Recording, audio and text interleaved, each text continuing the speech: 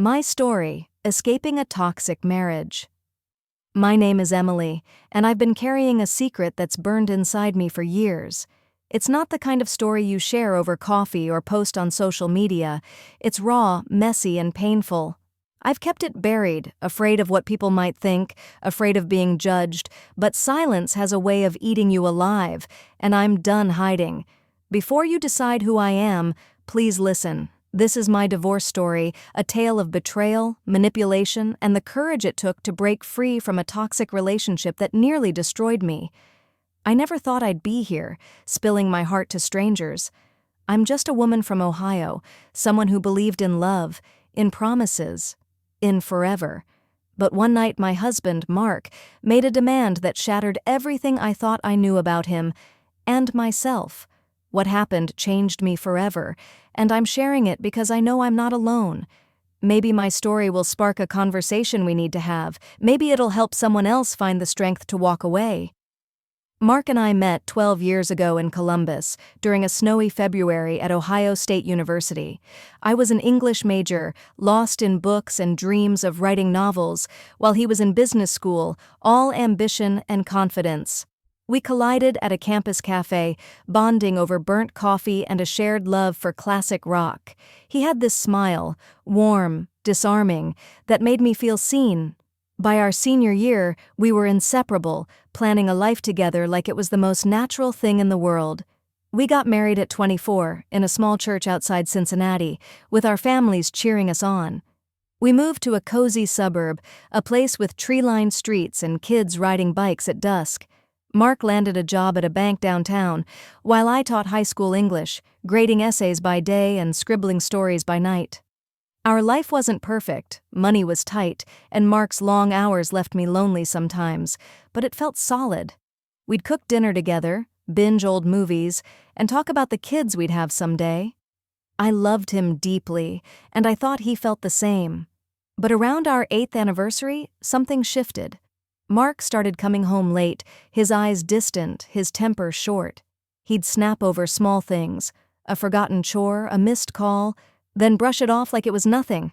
I noticed he stopped touching me, no more casual hugs or kisses goodnight.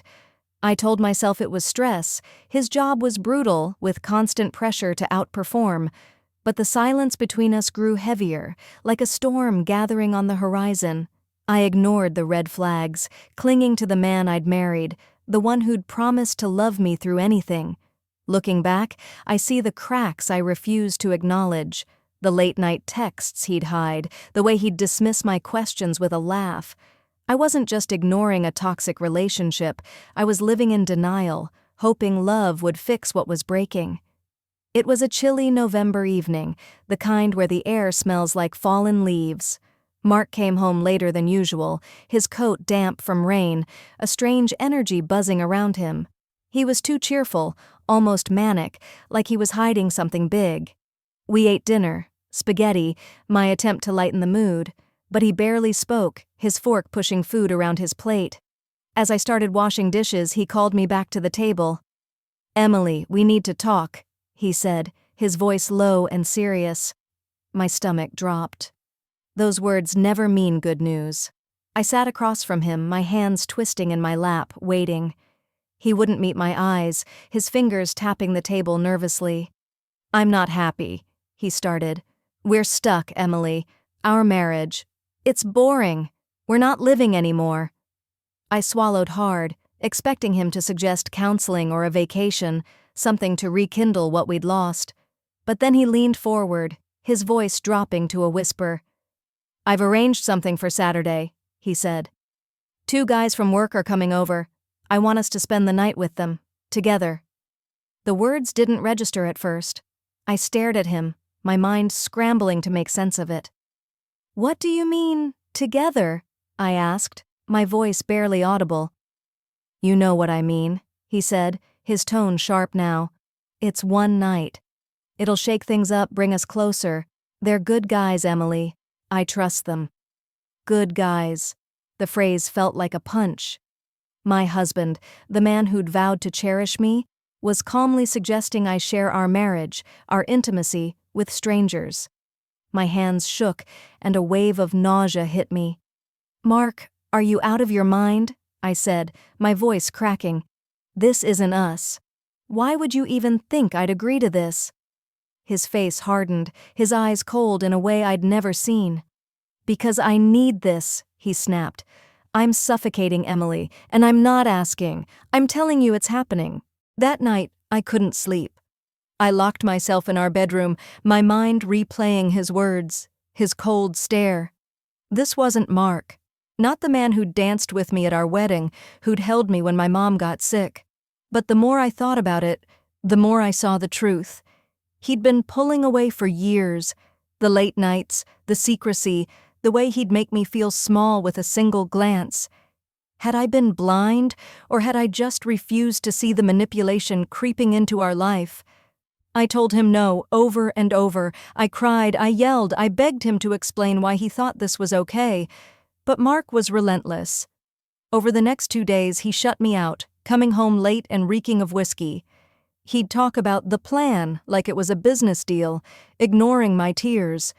Our home became a battleground, every conversation a minefield. I stopped eating, my stomach knotted with dread.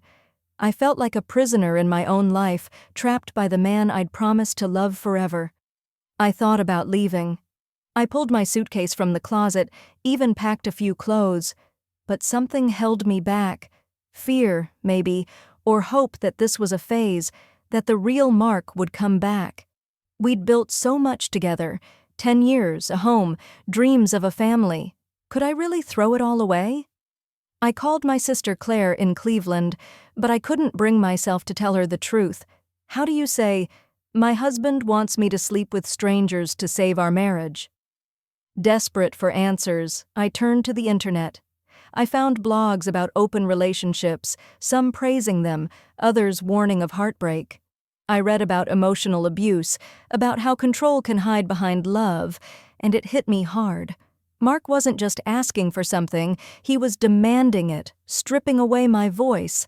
I found a forum where women shared stories of manipulation, of being coerced into things they didn't want, and I saw myself in their words. I wasn't alone, but that didn't make it easier. On Friday, I confronted him again, my voice steady despite the fear. "This is manipulation, Mark," I said, standing in our kitchen. "You're trying to control me, to make me someone I'm not." He laughed, a cruel sound that cut deeper than any insult. "Control? I'm trying to save us, Emily. You're so stuck in your boring little life, you can't see how miserable we are. This is about freedom." "Freedom for who?" I shot back. "Not me. This is about you getting what you want, no matter what it does to me." He didn't answer, just walked away, leaving me alone with my anger and my fear. I felt like I was sinking, drowning in a toxic marriage I didn't know how to escape. Saturday arrived like a death sentence. I spent the day numb, moving through chores, laundry, dishes, while my mind screamed at me to run. I called my best friend Laura and tried to explain, but the words stuck in my throat. She offered to come over, sensing my panic, but I said I was fine, too ashamed to admit the truth. By evening, I was a wreck, my hands trembling as I sat on the couch, waiting for the inevitable. At 8 p.m., the doorbell rang. My heart stopped. Mark opened the door and 2 men walked in. They were unremarkable, mid-30s, one with a beard, the other lanky and quiet.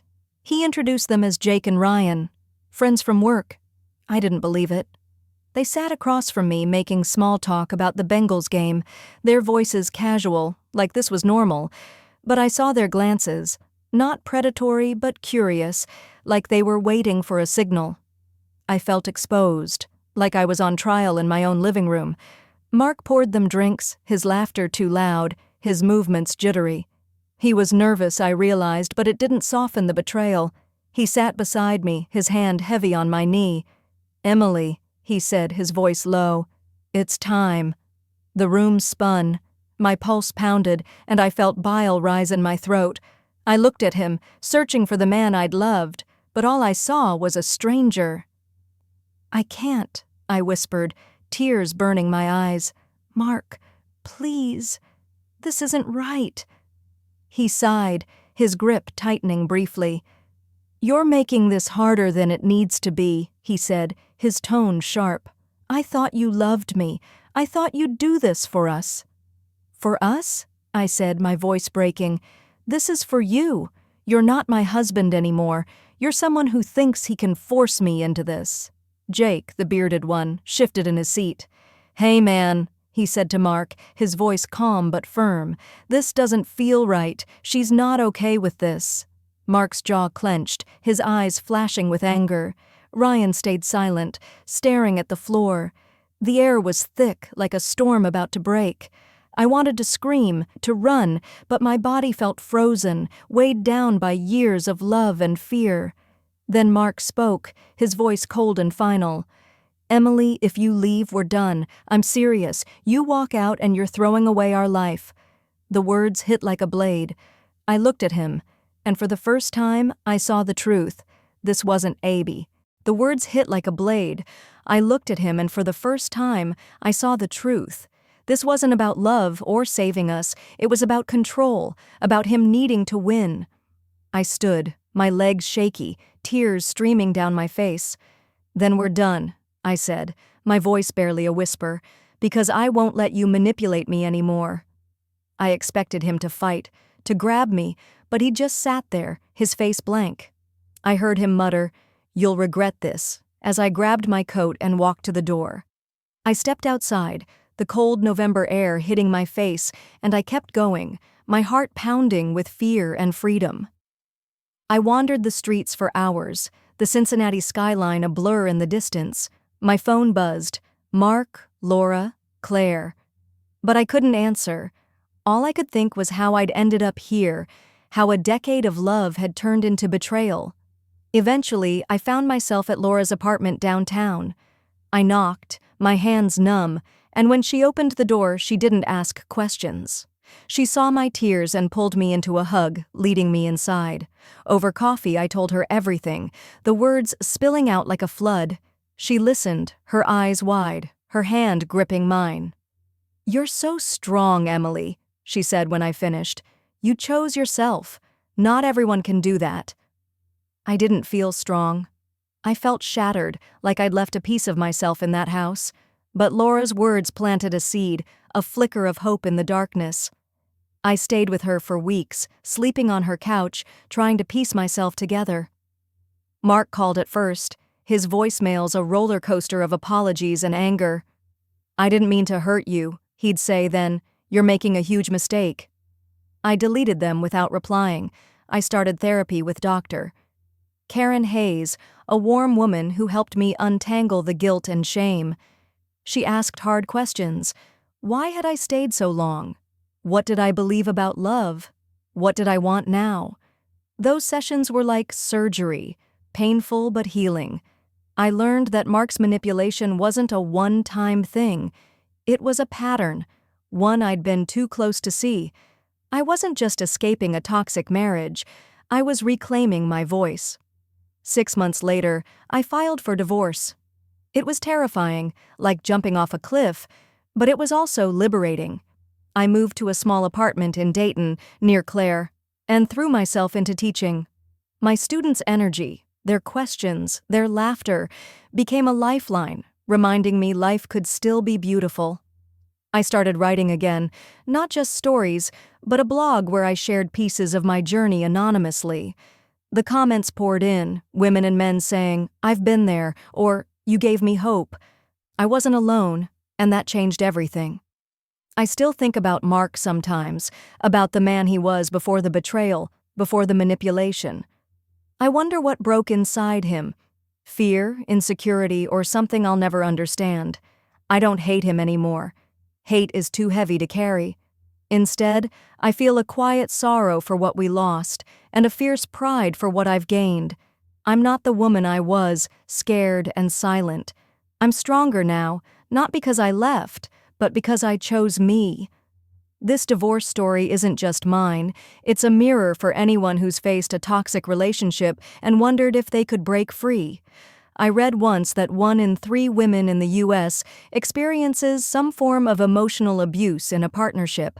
I see it in the news, in online forums, in the stories we're too afraid to tell, and it makes me ask, why do we stay? What keeps us tethered to people who hurt us? And what would happen if we all spoke up, if we shared our truths without shame? So, I'm turning this to you. Have you ever had to walk away from a toxic relationship? What gave you the courage to break free? Or maybe you're still in that place wondering if you're strong enough.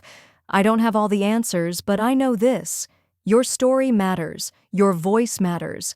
Share it in the comments, with a friend, anywhere. Because the more we talk about betrayal, manipulation, and healing, the less power those things have. I'm Emily, and this is my truth. What's yours?